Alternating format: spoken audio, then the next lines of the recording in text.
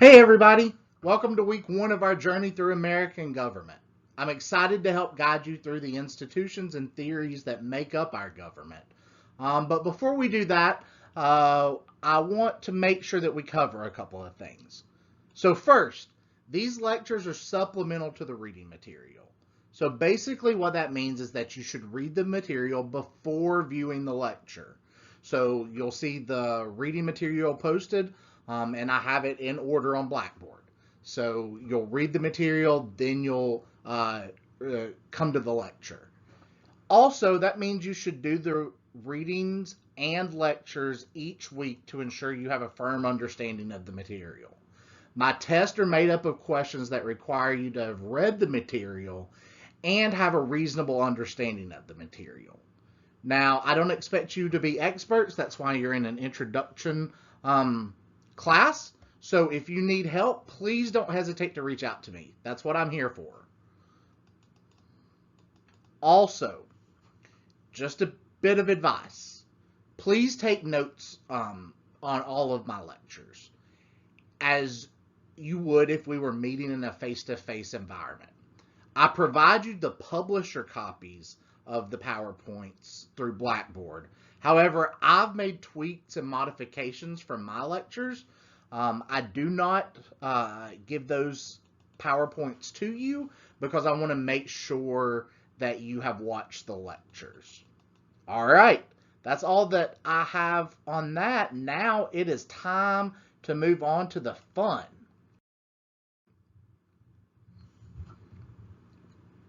So what's in this chapter? Here are 4 key questions to think about as we have our discussion this week.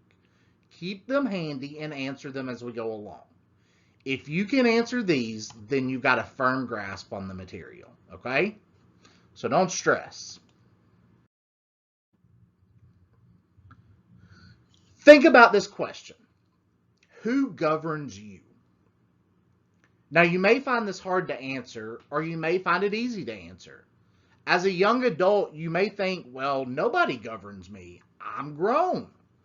However, what this question is really asking is how many levels of government do you think you fall under?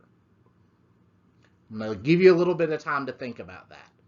So when you think about government, how many levels do you think you fall under?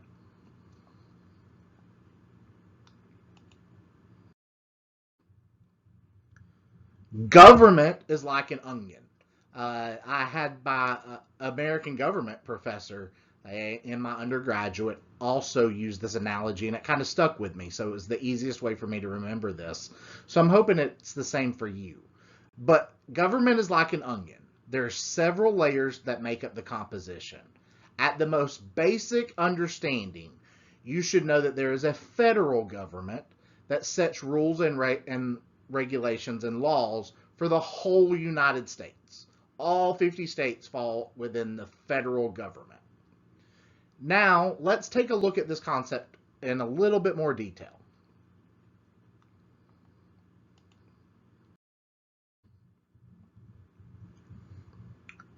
The first map, and I'm going to get our handy dandy pointer. This map is the U.S. map. It shows that the United States is made up of 50 states. However, this is only the outside of the onion. So go back to our onion analogy. What we see here is only the outside layer of the onion. The next map, which is this one, is the map of Georgia. Georgia is a state, and states have their own system of government. They have their own constitutions, executives, and legislatures that make laws. Notice these white outlines on this map? Those are counties, all right? So there's about, I think there's 159 counties in the state of Georgia. So that's where we come to our third map, which is this one. Map 3 shows a closer look at the 11 counties that make up Northwest Georgia. And I use this map because in my other job, I cover all of these counties. So I am stationed in Murray County, which is right here. GNTC has coverage area throughout most of this Northwest Georgia area. So I figured it would be a pretty simple map to show you. So each county, believe it or not, has their own system of government as well. We often call those municipalities, and you're not going to have to know that. I just need you to know that that's another layer to the onion. All right? And then this final map is a map of the city of Dalton, Georgia. And if you notice, you come from the United States wide view, the onion. You go to the state view. You go to the county view. And now you go to the city view. The reason that I do that is because each city has its own system of government as well. So in total, you are governed by at least four levels of government. In American government, we typically only talk about the top three. The federal, state, and local. What we call local is the county government, but you do have city government, and that is good to know, because some people live in city limits, and that requires different requirements than the county limits, and then it's double requirements. Like me, I live in the city of Chatsworth, and so whenever I pay taxes to the city and I pay taxes to the county. And at the same time, if I ever have an emergency at my house, then I have Chatsworth City Police to respond instead of the county. So just some minute details, but that's a lot of oversight and a lot of government, huh? Did you guys think that you had at least 4 levels of government oversight? So why is this important? Why are you here? At the most basic question, I want you to be able to answer this. Why are you sitting where you're at right now watching my lecture?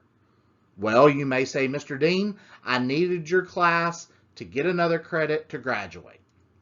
Or some people may say, Mr. Dean, I needed your class because I'm really interested in what's going on right now in the United States and in politics and in government.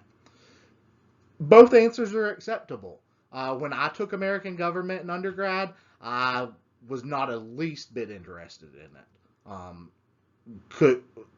Was one of those classes that going into it, I thought I was going to hate, but I wound up loving it. And I hope that you find some benefit through this. But at the most basic question of why this is important, it's because the United States has relied on what's called citizen participation to govern at the local, state, and national levels. And engagement ensures that a representative democracy, which we'll cover, will continue to flourish, and that people will continue to be able to influence government. There's been a lot of talks here recently around saving our democracy and the insurrection on January 6th and all of that. So I'm hoping that if you did not have an understanding, you will now start to gather an understanding of why that insurrection was so important in history. No matter what side you take, it was important, and we're at a crossroads. So before we move on and move any farther in this discussion, let's talk about what is government. So I'm throwing around some terms, and I need to be able to define them to you. So we're going to do that now. Government is a means by which a society organizes itself and how it allocates authority in order to accomplish collective goals and provide benefits that society as a whole needs. So basically, a government is built upon what we call a social contract. And that social contract is the citizens that make up that government coming together and saying, yes, we give up the power to build this government to help allocate resources, accomplish goals, and provide benefits for us. All right? Sorry, I'm going to get a drink of water real quick. Politics is completely different. Politics refers to how players in that system of government gain power and exercise control. I'm not going to read you the definition right there. You can read it yourself. You can read it on your PowerPoints. But essentially, government is the umbrella on which politics permeates, I guess you could say. And so you can't have politics if you don't have a government, if that makes sense.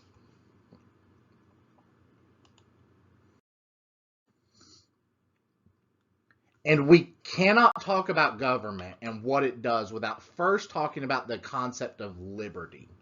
Now, you see on this slide, there is a name, John Locke.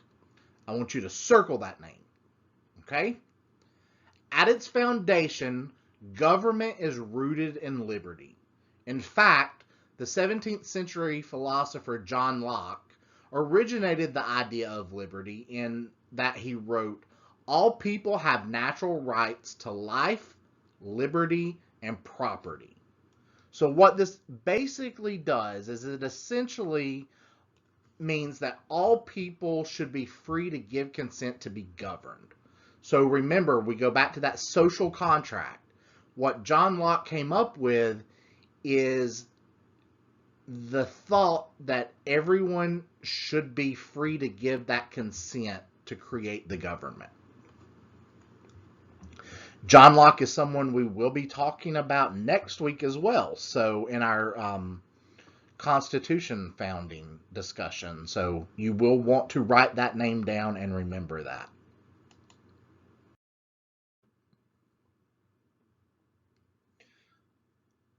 So what do governments do?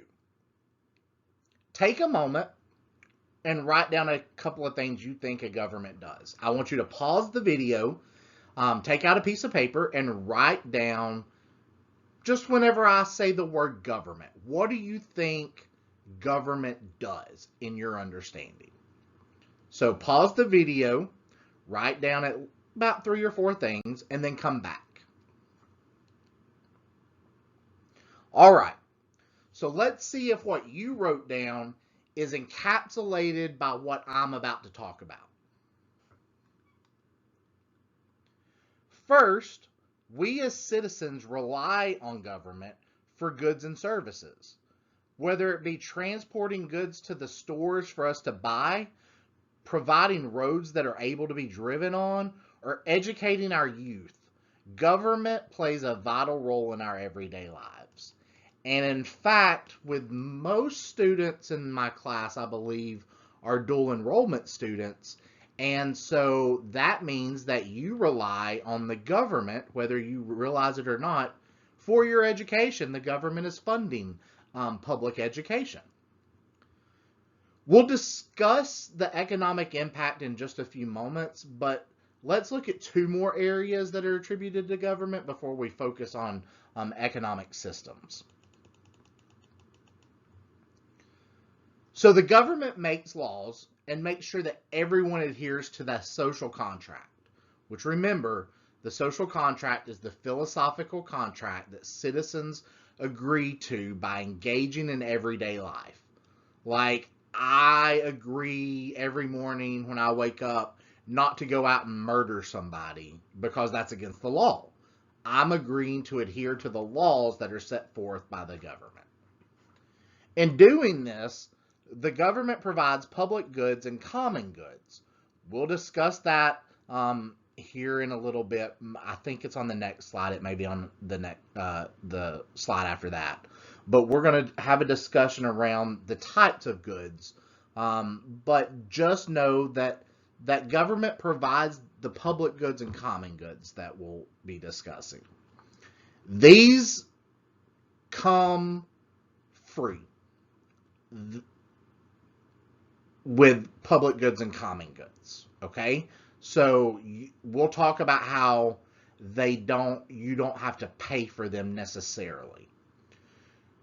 So since they don't come free to the government, because while they may be free to the citizens, you and I, the government still has to provide them, which means that it's not free to the government to provide them. Therefore, they have to raise revenues to help alleviate those expenditures. And I know some people may not know what revenues and expenditures are. So we're going to discuss that for a minute. Sit back and think. You want a new pair of shoes, okay? And you have $30 in the bank from a part-time job. The shoes are $90. You can't go to the mall and buy those new shoes because you don't have the money in the bank, right? What do you have to do in order to get more money in the bank to afford those shoes? Well, you have to work, or you have to get money in a legal way. The government does this by the utilization of taxes. And you may have heard your parents talk about taxes. You may have seen taxes coming out of your paycheck with payroll taxes. But taxes are the primary revenue stream that governments use to help gain money to keep goods flowing, whether that be infrastructure, which is our roads and bridges, or public education. They have to raise money through taxing. And we'll find out that American government has a tumultuous history with taxes in our founding of the Constitution next week. But you should have had a U.S. history class or a high school American government class or some semblance that you would know kind of how those have interacted. So the final thing I'm going to talk about is something called regulation. In your book, there is a box, like a little a case study box, I guess you could say. Forget the name of it. But it's talking about fishing regulation. And I want you to take some time to read that if you haven't already, because it creates a good snapshot of what regulations are. Without getting into the nitty-gritty, in essence, regulations are rules that the government imposes on different goods. So that box is talking about how the fishing industry, people who catch our fish for our nice Red Lobster dinners, the government tells them through regulations how many they can catch. Now, some people think that's right, some people think that's wrong, but it's reality. Regulations are a key way of government keeping private industry in check as well.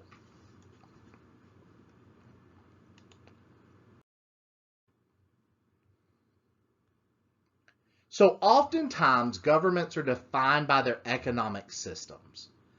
Economic systems are ways that goods are distributed. Okay? In the United States, we operate on what's called a capitalist economic system. And in essence, this system means that The means of production are controlled by individuals who invest in the business and industry. So in a capitalist system, Nike produces shoes for consumers, right? And they control that production of the shoes. Or Ford controls the production of their vehicles for people to buy, right? So, and in the capitalist system, when a consumer goes to buy that private good, which we'll discuss private goods, when a consumer goes to buy that private good, the revenue from that goes back into the industry instead of the government. Okay? Another form of economic system is socialism. Now, I know here recently you've probably heard people throw around the word socialist like it's a bad word or some scary second coming. Socialism essentially means that the government controls the means of production. Socialism is rooted in the thought that if government controlled production or through direct control or through regulations, that everyone would have equal chances at economic gains. So you and Donald Trump would have the same opportunities to gain wealth in a socialist system. Whereas in a communist system, there are several different a capitalist system, there are several different factors that may make the top 1% richer than the middle class. And when you start studying economic systems and American government in more detail, you will see that there are some theories that think that, we have a class structure under a capitalist system, and the capitalist system is the one that promotes those class structures by, middle class, upper class, lower class, things like that.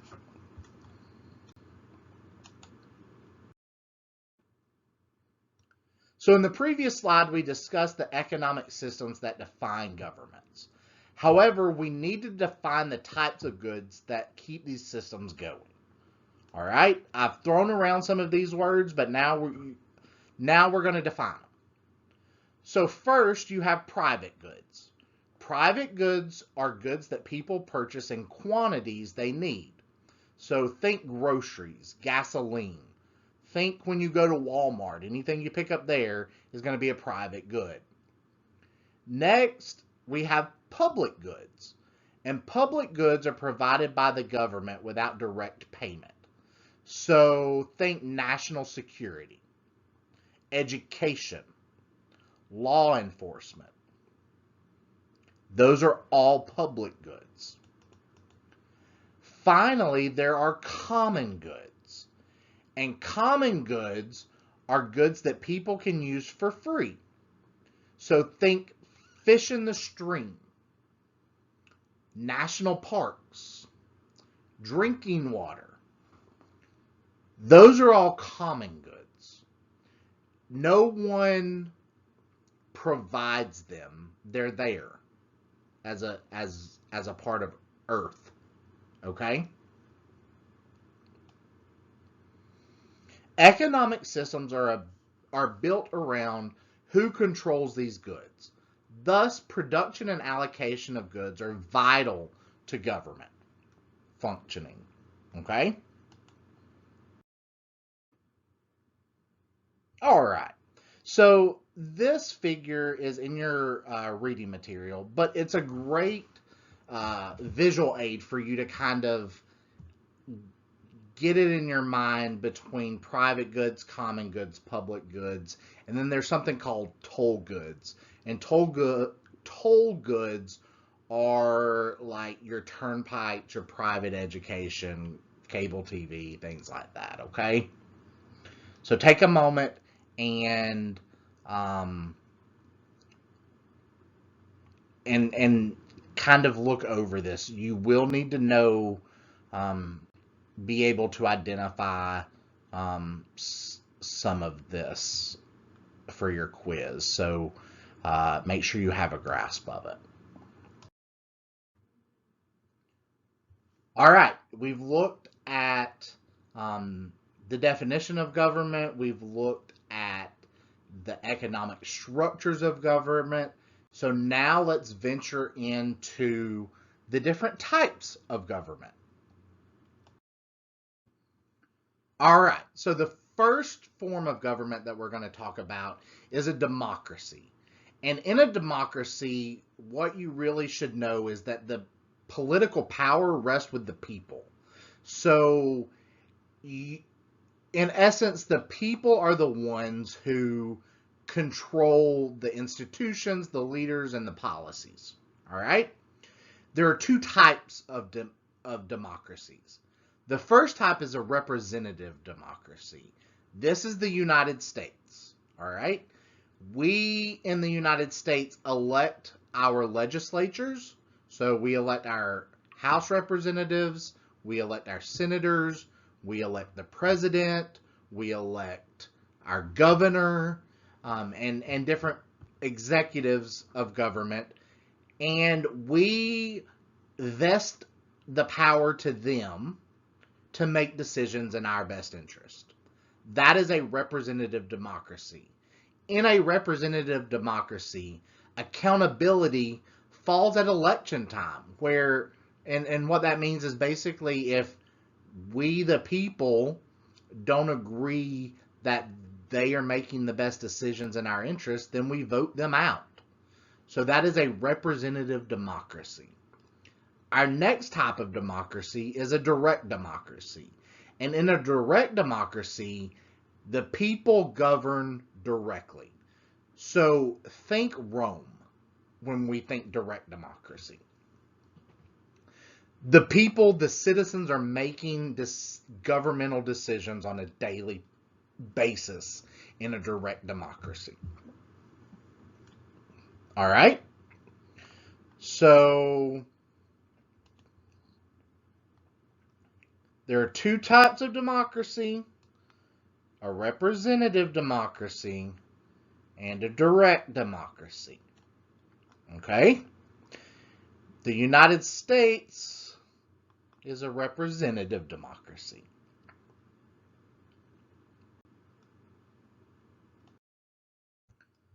All right. So our next type of government is a monarchy. And when we talk about monarchy, I want you to think about Britain. You know, they have a king, King Charles. He became king because it was his quote-unquote birthright. And in a monarchy, he has the power.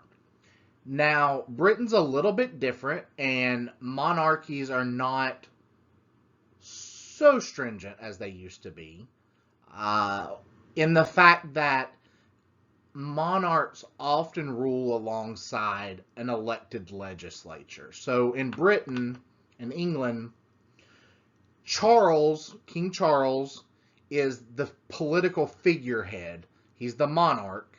He influences political power, but they also have a prime minister. And that prime minister is the person who runs the government. And the prime minister and the king work together, but King Charles doesn't really make those decisions around daily government routines. All right? So in a monarchy, you typically have one ruler that usually got there through their genetics, and they typically have the political power. However, modern monarchy has now had a shift toward serving with a legislature. All right? You're going to see totalitarian governments on here. Totalitarian governments and oligarchies are very similar in the fact that a totalitarian government, the state usually is controlled by a single leader or small group of elites, and they control every aspect of citizens' lives. Think China. An oligarchy is a form of government in which the small class of political and economic elites control the government. All right. Moving on. All right. So we've talked about the forms of government, and earlier I said that the United States is a representative democracy in that we elect officials to make decisions for us. We entrust them to make the decisions. But there's some debate, I guess you could say, in the political science world about who really governs us. We've heard the conspiracy theories. Well, there's something to some of those conspiracy theories, according to some political science theories.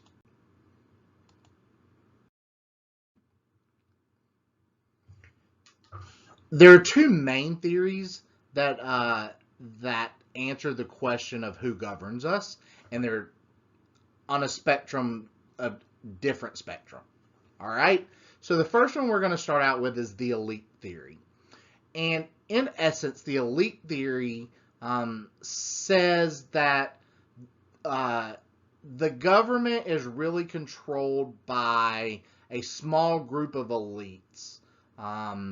And citizens have no influence in their decision making.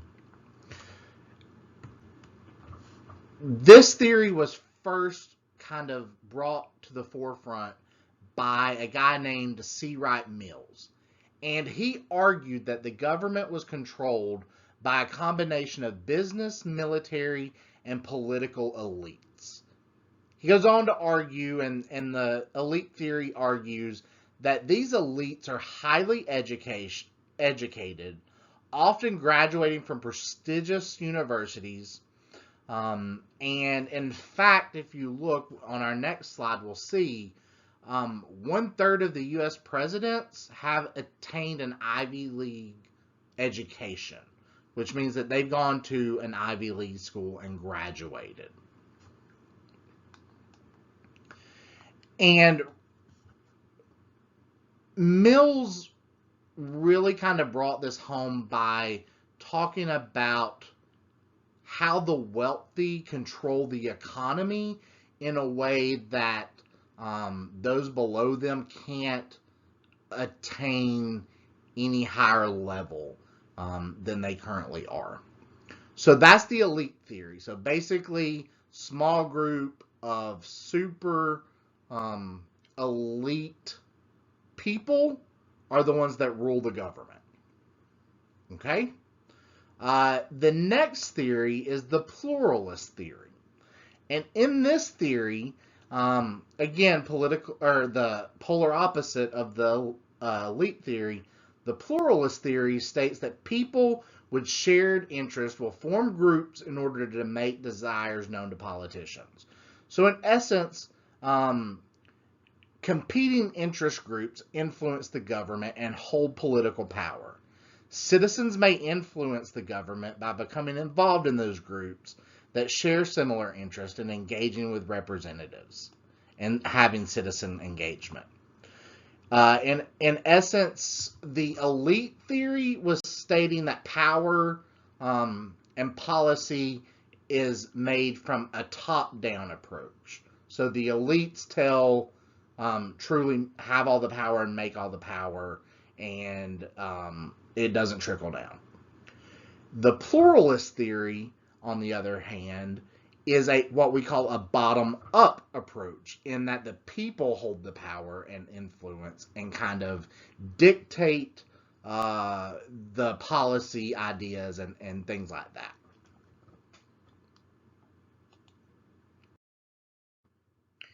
Here's a picture from your book I thought was really, really interesting. If you look, the 4 most recent presidents have all graduated from an Ivy League university. And I think these are all the presidents since I have been alive. Yes, they are. And they have all been Ivy League educated. So it's something to think about as far as does our economic structures control our government, or does our government control our economic structures?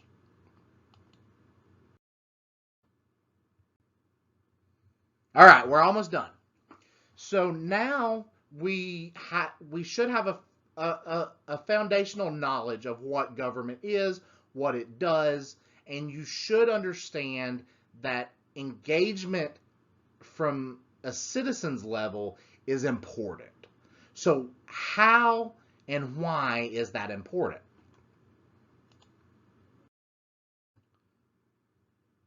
So remember back at the beginning when it said that the U.S. has relied on citizen engagement to govern? Remember that one of the bedrocks of a representative democracy is citizen engagement?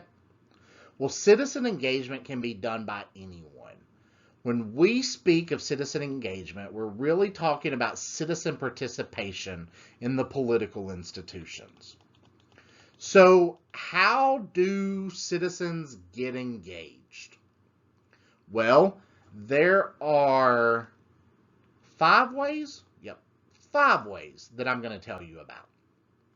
The first and most basic way of engagement is awareness. Becoming aware of what's happening in the government is a form of engagement. You know, they say that education is key, and that's no different here. People who are engaged in the issues, in the candidates, make informed decisions. And after all, I want people who are informed being engaged. The next way that we engage in our government is through voting. It's the most fundamental right that people have fought long and hard for. We're going to discuss throughout the semester the ins and outs of voting and elections, and we're going to talk about the civil rights movement where voting kind of came into play. But voting is truly the way to make your voice heard. Preferably informed votes and informed voices, but voting is a fundamental right.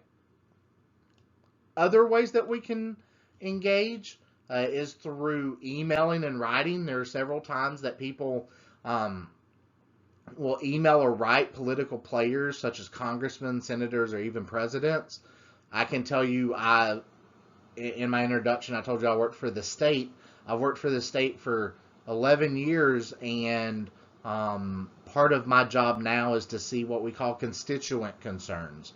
And those are citizens of the state of Georgia who have written the governor and had a concern that they wanted the governor to look into. And so those get forwarded to me and my regional director, and we kind of look over those and make sure that we're doing what we need to do. But citizen engagement at the most foundational level, people can write to these political parties. Another way that we engage is through protesting. Now, hear me when I say this. I am not telling you to go out and protest. Do not say that Mr. Dean told me to go out and protest, and that's the only way I can have citizen engagement. That is not what Mr. Dean said. What I am telling you, however, is that protesting is a form of engagement in the political institutions, and it has been used throughout history. Specifically, we will see protesting in civil rights movements and human rights movements. And then finally, another final way to engage is volunteering. We see grassroots organizations that utilize volunteers and people getting involved at the grassroots level. So like, I'm filming this video right after the last this past runoff election, and so you will see a lot of grassroots engagement to get people to go vote.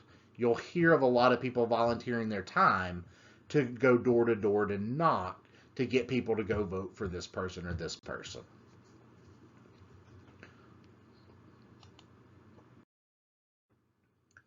So what are some factors of engagement? What makes people either become engaged or not be engaged in the system? First is partisanship. That is basically identifying and supporting a party. We'll talk about partisanship and party affiliations and all of that, I believe, in chapter 8, I think. I'd have to go back and look. But partisanship basically drives engagement.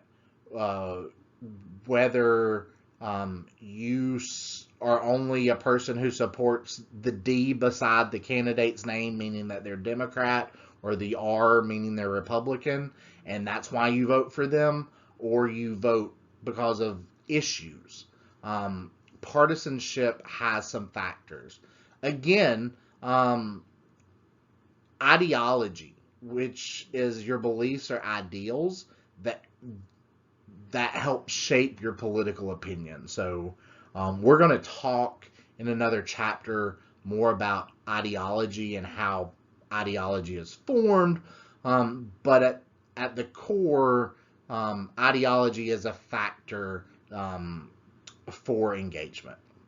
And then lack of connection on the issues. If there is something going on that you don't believe the elected officials are hearing you, or you don't believe that they're going to act on it, then you're less likely to actually engage in the political process.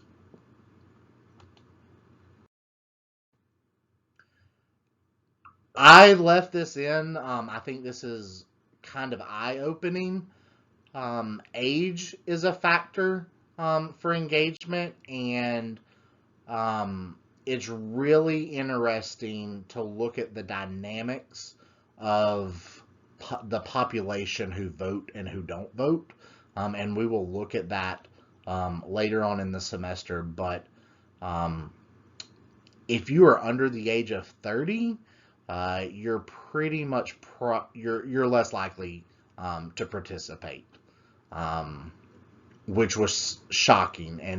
And when it's election season, you kind of hear more about how campaigns are targeting and how their game plan is and things like that.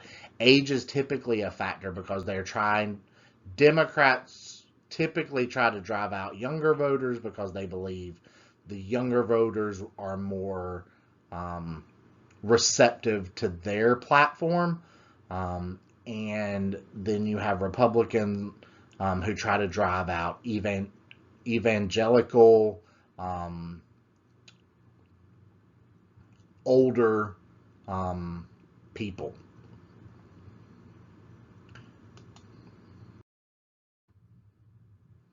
All right, so let's put this all together. We've come to the end of this week's lesson.